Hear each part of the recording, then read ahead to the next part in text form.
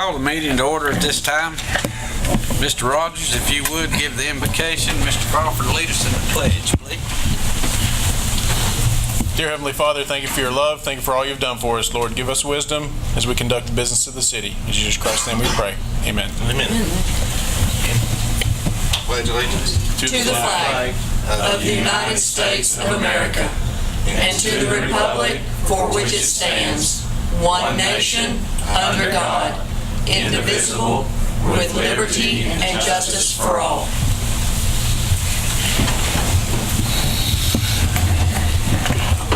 First item on the agenda is the reading of the minutes of the previous council meeting.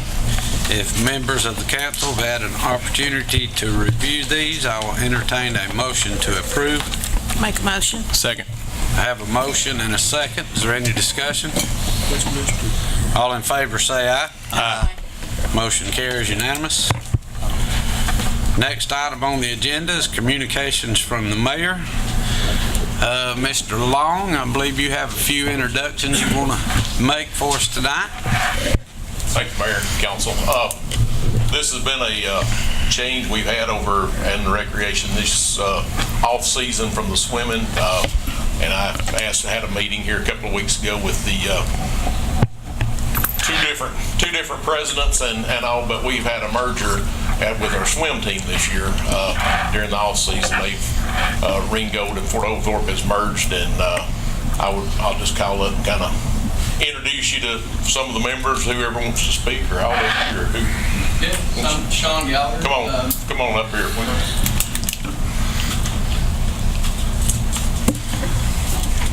So I'm Sean Gallagher. I was the president of the Fort Oglethorpe Marlins. Randy Reinhardt was the president of the Tiger Sharks, and during this merger, we're both co-presidents at this time. We're doing it that way, just to keep everything fair. We will actually have an election at our next banquet to consolidate the board, the members of the board. I want to say thank you guys for supporting us. Fort Oglethorpe's been good to us. We've doubled our team size. Yes, it's been fun. But we have goals. Our goals are to actually bid for the state meet in the next couple of years. This is a fairly big meet that's been held in Tifton for about the last 10 years. It brings people from all over Georgia. So it's a lot of kids coming in once a year. Probably do some kind of rotation or something like that. But Jeff's been kind enough to be behind us on this, and we look forward to you guys' support. Thank you. And the official name now, they put it up for vote by all the parents, is the Catoosa Great White Sharks. So so we've got I think one coach already tried to order him an outfit, I believe.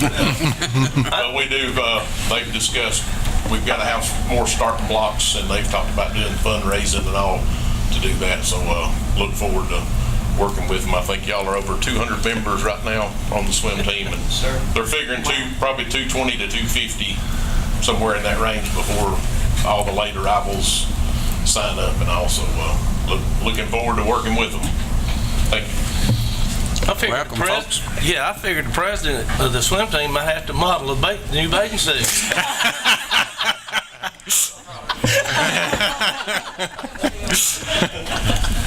Thank you, folks. Welcome. Thank you. Next item on the agenda, Mr. Rogers, I believe you have something here. Yeah, I've got Tony Perry here to talk about the Chattanooga Bicycle Club and road safety awareness. Tony and I are good friends. We work together in Chattanooga, so I'll just introduce Tony. Come on up. Guys want to tour or just kind of want to hang out? They are hanger-outers. My name is Tony Perry, and I'm a member of the Chattanooga Bicycling Club. Thank you, Derek. Thank you, Council. Appreciate giving us a forum to talk a little bit about cycling safety. I have with us today Tom Jamison. He is the ride leader coordinator for Chattanooga Bicycle Club. So how many ride leaders do we have, Tom?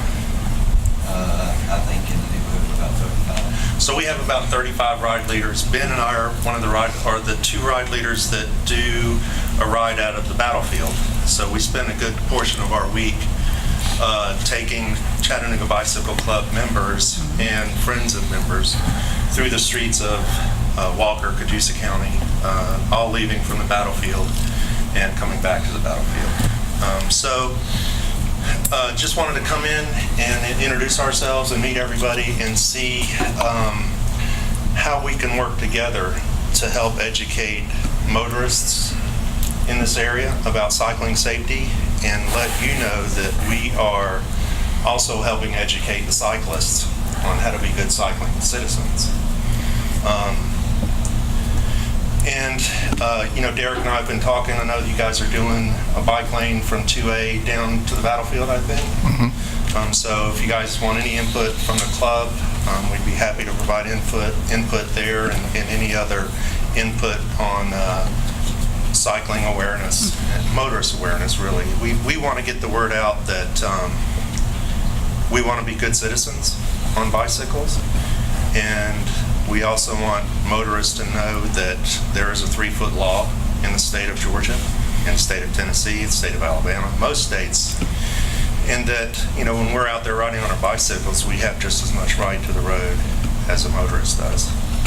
I really don't have an action that I want to get out of this meeting, other than just coming in and introducing ourselves and letting you know that we are here in your backyards all week long, really. How many rides do we do out of the We have some battlefield? morning rides that are Tuesdays and Thursdays mornings that start out about, most all of them start out at the battlefield. And then you got 2 Thursday evenings. Right.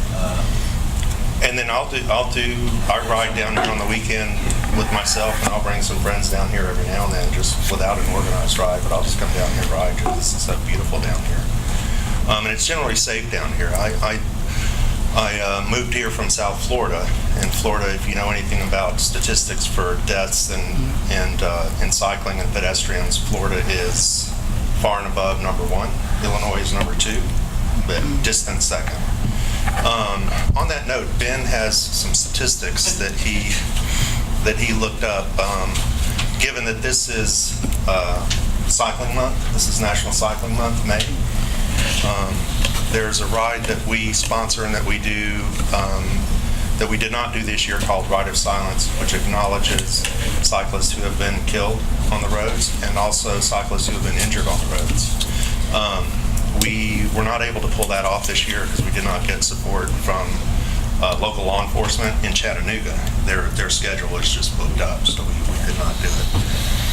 On that note, Ben Kime, who's another ride leader that does the rides out of Fort Oglethorpe. Well, in 2015... Do you want to come up? I can talk. Okay. In 2015, there were 818 fatalities due to motorists and cyclists hitting, Interactions. They say... Oh, you need me up there? Yeah, come on up.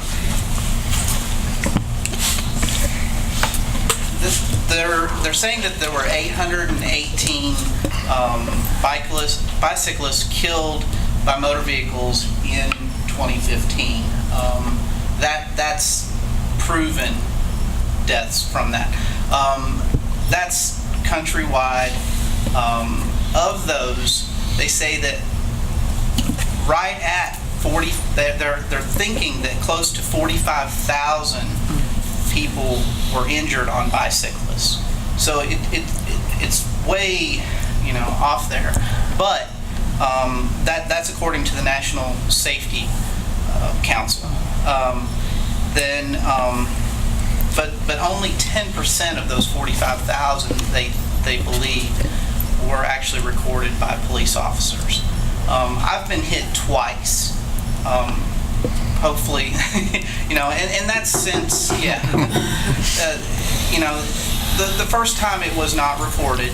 The second time the police officer actually got the guy took off. He hit me, did a run.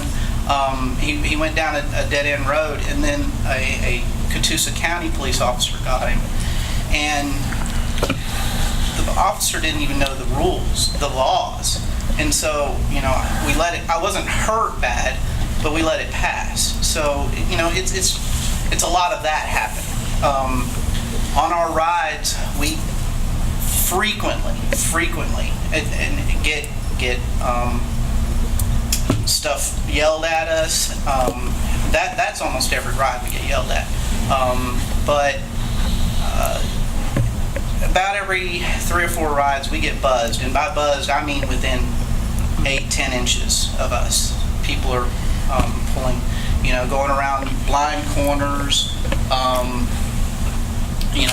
trying to pass us on blind corners, which, even in a car you wouldn't want to pass another car on a blind corner. And we're not riding in the middle of the road at that point. We're off the side most of the time on that type of 71% of bicyclists that were killed in urban areas. They were not killed in the city. The cities don't really seem to be the issue. And the first time I was hit in the city. The second time was actually on 3 Notch up here. So it's mostly in the country where we have our urban areas. They'll be on roads that don't have bike lanes? They would be roads that don't have bike lanes yet.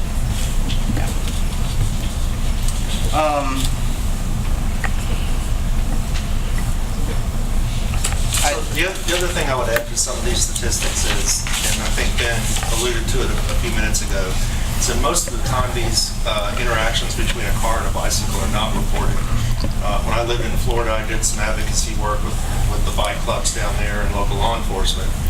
And we did surveys, and there were probably, I would say, upwards of 85-90% of the people that had some interaction with the vehicle was not reported by the law enforcement. They talked to the person and said, just be more careful when you're out driving your car around.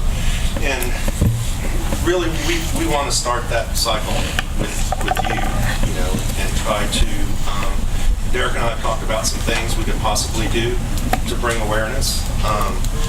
And I don't want you guys to sit here and think that we have only a motorist problem, right? We have education that we have to do with cyclists, and I see them out there driving like poor cycling citizens. In a good number of times, almost as much as I see motorists driving without regard to the cyclists. So we have to do a two-pronged approach, and we're just asking for some help. Cool. When y'all do your rides, it isn't daylight, isn't it? It is, yes. Okay. And everyone must have a helmet, and everyone must have a tail light on their bike. Yeah. For some of he's the fast ride leader because he's younger than me. I'm the slow ride leader. I have make sure all of the people on my ride have a tail light, and I also have a headlight that's as bright as a light on a car. And I'll turn that on about 7:30 so you can see me coming through the battlefield and other areas. And we generally talk to everybody before our rides about, don't run stop signs, don't run red lights. Everybody stay in single file when cars come. We try to be good ride leaders and educate, and I know Tom and the rest of the ride leaders do the same. Cool. That might be a good thing. I don't know if you're aware, but we have free community bike rides every Tuesday, Thursday, and Saturday, which leave from the Lafayette Road area. And for citizens and people who just want to bring their bikes, and it doesn't have to be one of those major expensive bicycles, because mine looks like an old beach bike, and I even have the little jing jing jing bell and the basket on the front. And you guys do that what days? I'm proud. Tuesday, Thursday, and Saturday, free community bike rides that leave on Lafayette Road. And sometimes we'll have people go and throw in a little history about the area. So it might be a good partnership. Maybe you could research that. Where do you post those at? That's a good question. I think I just publicized it now. Sam said bicycles. I do know that the Battlefield Bike Shop, the new shop up here. He actually has it on his website. Yes. Okay. We're not supposed to mention individual businesses here because this is a, Well, that's why I was know trying to that be he's leading- discreet. Okay. But He is leading rides out of there, so Yes. I do know that. And my son is actually going to be riding. So they leave about the same time we do on Thursdays, so he will be riding with him. So we appreciate the forum. We just wanted to introduce ourselves. Hopefully see us again, and hopefully we can talk offline and talk about how we could do some type of awareness campaigns. My background is marketing. I have a marketing company up in Chattanooga, so I would be happy to help lend a hand and do whatever. And Tom and the board on the Chattanooga Bicycle Club would also like to help. Yeah, they're aware that we're here and they're backing us. Anything to add, Mr. Jameson? Maybe something to get you off the hook with the bike shops. There's several bike shops even in Chattanooga that think about stress on company. So it's just led by a local bike shop. there you go, a local bike shop. I That like makes sense, doesn't it?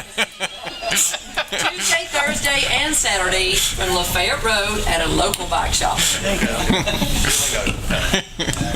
Well, thank you. Thank you. Thank you. Thank you. Appreciate it. Thank you. Next item on the agenda is zoning matters. We have none. Next item, ordinances. We have none. Next item, resolutions. We have none. Next item, unfinished business. We have none. Next item, reading of the city clerk of any communications. We have none. Which brings us to the next item, which is new business. Item number 1, Howard Drive, Stream Bank Stabilization Project Change Order number 1. Mr. Parker. Okay, we had approved for Baker Contracting to stabilize the creek bank at 116 Howard Drive, which was causing erosion, encroaching onto the sanitary sewer main in that area. Contractor began the work per the EPD and U.S. Corps of Engineer guidelines, installing the gabion baskets. As you can see by the photograph, the contract, the drawings also specified to minimize tree removal. So what he had tried to do was to install these without any additional trees having to be removed. In the top photograph, you can see the extent to which the baskets extend out into the flow pattern of the creek or the ditch, and it severely restricts the flow. So what the change order request is, we would like to remove additional trees, widen the creek bank, install the gabion baskets, set back further. In addition, put jetty stone on the opposite creek banks, and then once these gabion baskets are installed and backfilled, we should be at the original width of the creek, the drainage ditch. If it stays like it is right now, we're going to create a blockage. So another alternative has to be, something else has to be done here. The design that was recommended and approved by EPA is not going to work. So what we're requesting, I'm requesting, the change order is to widen this creek bank back, install these baskets, and then backfill it. We should be back to our original width. The additional work, the memo says the additional work is $11,000. It's actually $11,800. I missed part of that when I wrote the memo. The funds will be out of splost as the original contract was.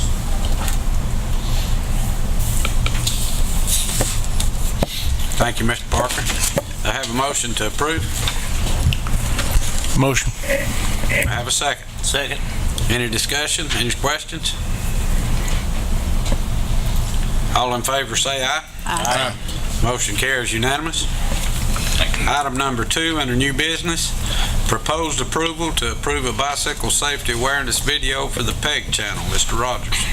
Yeah, Mr. Mayor, I'm asking for approval to do a short safety awareness video for the PEG channel.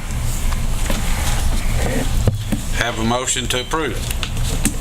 Make a motion. Second, sir. Have a motion and a second. Any discussion? Yes. Derek, he said, on this thing, I guess the laws, I mean, I don't know what the bicycle laws are. He mentioned a 3-foot rule, but I'm sure that's behind or in front. So Right. Will all that be on this video? Yeah, I think that Brian would interview a couple of guys from the And put bicycle it on club and put it on there. Okay. How much time is he going to have to spend doing this?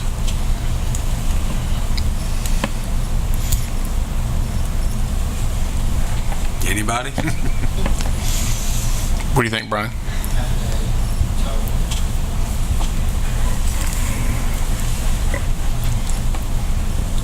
Any other questions? All in favor say aye. Aye. Motion carries unanimous.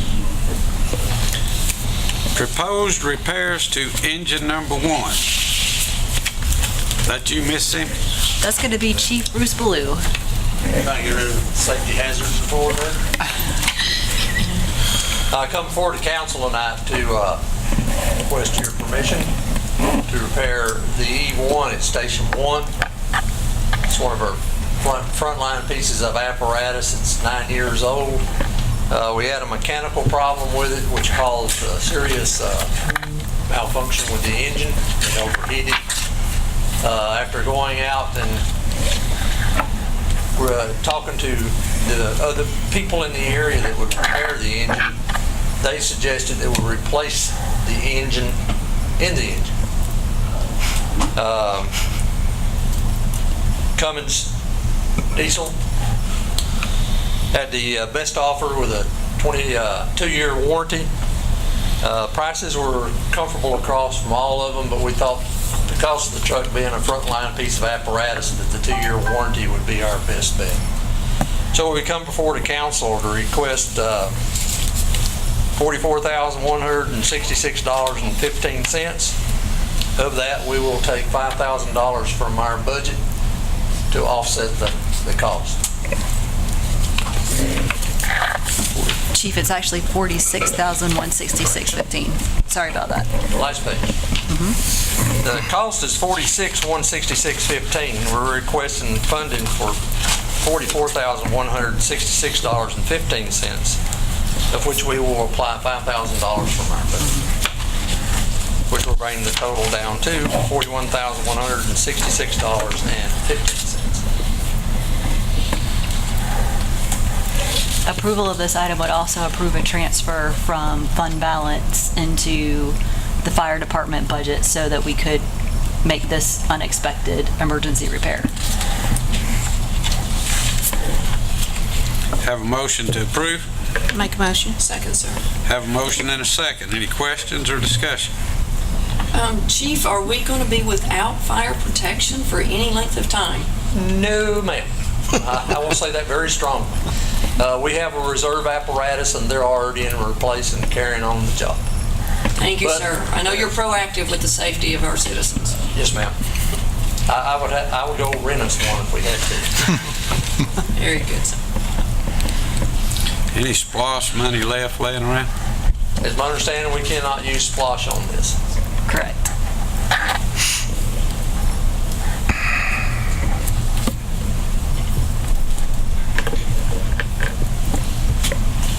Any other questions? All in favor say aye. Aye. Motion carries unanimous.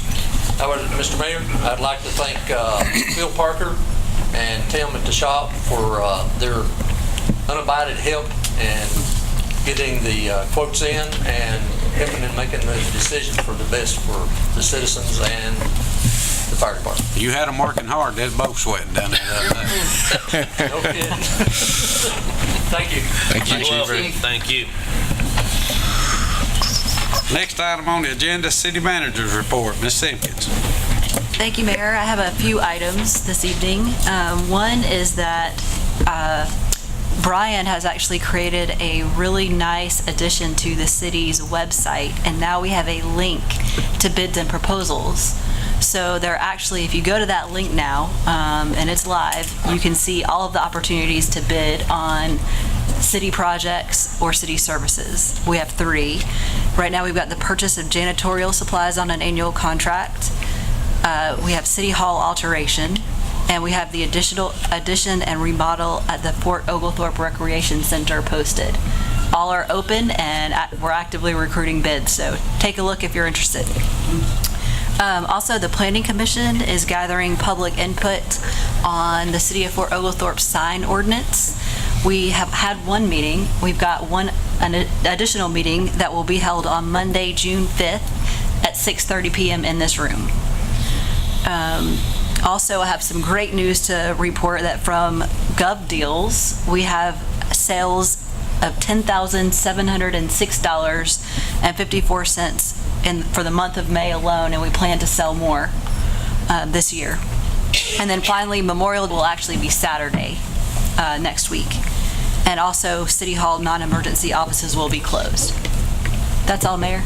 Thank you, Ms. Simpkins. City Council comments. Ms. James. We want to remind everyone of the vintage baseball that's being played at the polo field, and admission is free. The next games are June 3rd at 12 p.m., June 3rd at 2:30, and then on July 15th at 12 o'clock. Thank you, Ms. James. Ms. Denny. Yes, sir. It is summertime. Therefore, the children are off from school, but the state of Georgia is not off. GetGeorgiaReading.org has set up a website, and you can find it there, where during the summer months, the children have access to healthy meals, safe environments, and books and educational opportunities so they can keep learning. Teachers find that if children do not stay stimulated and learning during the summer, it takes 3 to 4 weeks to reiterate what they lose. It's that if you don't use it, you lose it. So I'd like to give that to all the parents, and maybe we can put it on the bottom of the video. The YMCA Summer Food Program, they are so good to us here in Fort Oglethorpe at Battlewood Apartments. Jonathan and his crew will be feeding the children there at Catoosa Gardens and at Fort O United Methodist. If you would like to volunteer to help YMCA, you must go through training. In order to sign up for that training, 706-935-2226. And if you know of a child who is in need of a meal this summer, please call the YMCA Kitchen. They are open 7 a.m. until noon, 423-280-1588. We don't want any children going hungry this summer. Speaking of schools, Miss Mary Stevens, who is math instructor extraordinaire from LFO High School, has been retired years and years and still teaches with Shirley Smith at the Learning Center, came to me and said, Paula, you guys make so much money on council, why don't you have a scholarship for children graduating from LFO and PLC? And I said, I'll put it before the lady and gentleman here. A $250 to each school for students who are going to Georgia Northwestern is what they have requested. At $500 total, that's $60 a month that we could put back. If the mayor and council members would be willing to put back $10 per month, Pam Trevelyan says she would set it up as a deduction. So you guys kick it around and let's think about it, and then maybe next time we gather, we can vote on whether we would like to set up a scholarship. Mr. Mayor could present the scholarship each year to a student from each school here in Fort Oglethorpe who would be going on to Georgia Northwestern. Gentlemen and lady, that's all. Mr. Childs. We're kicking off summer, and I just hope everybody will be careful, because things change when the kids get out of school and they're home for the summer, and everybody seems to be in a hurry. So hopefully the citizens and all of our employees will be safe. Mr. Crawford. Yeah, I'd like to say wish all of our new graduates, college and high school, from the community congratulations, and looking forward to seeing them out in the workplace. I know they're starting a new adventure in their lives. And then I'd say, Jeff, pool's open now, isn't it? Saturday. Open Saturday, so good deal.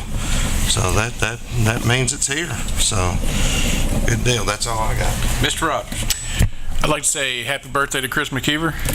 Isn't it your birthday this week? Yesterday? 29 again. That's it, Mr. Mayor. Next item on the agenda, citizens petitions and requests. We have none. We do not have anything for executive session. The last item on the agenda is adjournment. I'll entertain a motion to adjourn. Make a motion. Do I have a second? Second. All in favor say aye. Aye. Aye. This meeting is adjourned.